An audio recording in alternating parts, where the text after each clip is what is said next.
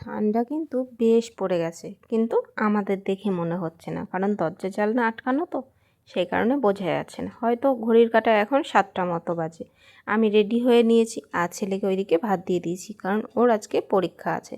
ছেলেকে অলরেডি আমি দিয়ে চলে এসেছি, এসে সকালবেলা ঝটপট করে রান্নাগুলো সেরে নিচ্ছি, কারণ যেহেতু পরীক্ষা চলছে সেহেতু তাড়াতাড়ি ছুটি হয়ে যাবে। আর এইদিকে দেখো, আমি পুঁই শাক কেটে রেখে গেছিলাম সকালবেলায়, সেটাই বসিয়ে দিয়েছি মাছের মাথা দিয়ে। আর এদিকে মাছে নুন হলুদ মেখে নিয়েছি, আর আলু কেটে সবজি টবজি রেডি করে নিয়েছি। বর খেয়ে দোকানে যাবে আর আমিও বেরোবো ছেলেকে আনার জন্য। এই যে বেরিয়ে পড়েছি, ওই যে বললাম সকালবেলা তাড়াতাড়ি ছুটি হয়ে যাবে, ওকে নিয়ে চলে এসেছি। এসে ওকে একটু খেতে দেবো, তাও ভাতই খেয়ে নেবে। আমার ছেলে আবার বাবার মতো ভাত প্রিয়। আর এইদিকে ছিল আগের দিনকার একটু বাসি পনিরের তরকারি।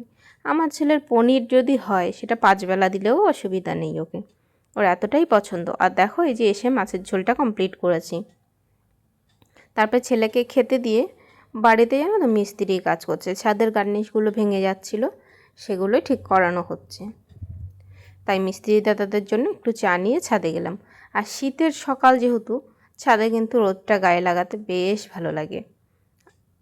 দেখেছো, এইগুলো ঠিক করাচ্ছে, এখান দিয়ে ভেঙে ভেঙে গেছিলো। আমাদের বাড়ির পাশ থেকেই কিন্তু ট্রেন যায়, সেই কারণেই আরও এটা হয়েছে, জার্কিংটা হয় না। আর সেদিন 12টা নাগাদ এই যে ছেলের ম্যাডাম এসেছিল পড়ানোর জন্য, যেহেতু পরীক্ষা চলছে তাই একটু ভালো করে পড়িয়ে দেওয়ার জন্য। তারপরে আমি কাজবাজ সেরে স্নান করে আসলাম। যেহেতু শীতকাল, ওই বললাম শীতকালে আমার মনে হয় স্নান টান একটু আগে আগে করে নিলেই সুবিধা হয়।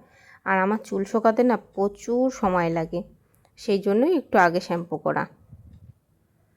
তারপরে পুজো কমপ্লিট করে নিয়ে আগের দিনকার কিছু জামা কাপড় ছিল সেগুলোই গুছিয়ে নেব। দেখো, এত কথা বলে যাচ্ছি, তোমাদেরই জিজ্ঞাসা করা হয়নি তোমরা সবাই কেমন আছো।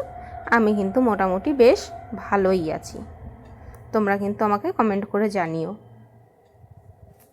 কাজ তো আর কম থাকে না, কিন্তু সবটা তো আর ভিডিওতে করা সম্ভব না। আর আমার খুব একটা ভালো স্ট্যান্ডও নেই জানো তো, যে ভিডিওটাকে খুব সুন্দর করে হবে বা কিছু। ওই এখানে ওখানে ফোনটা দাঁড় করিয়ে আর ছোটো একটা সেলফি স্টিক আছে সেটা দিয়ে। তারপরে সন্ধ্যাবেলা দেখো, বোন আসার কথা ছিল, তাই আমি ক্যামেরাটা অন করে বসেছিলাম যে ও ঢুকবে সেটাই তোমাদের দেখাবো। আর এটা বোনও মাঝখানে বলছিল, আমি এত আসি কই, তোরা তো আমাকে ভিডিও করে দেখাস না। তারপরে দেখো, মাসি আর ভাগ্নে শুরু হয়ে গেল বদমাইশি। তারপরে বোন নিয়ে এসেছিলো আসার সময় দই ফুচকা সন্ধ্যাবেলায়, তা সেটা বোন আমি ছেলে মিলে খেয়ে নিলাম। আর সন্ধ্যাবেলাটা বেশ ভালো কাটলো।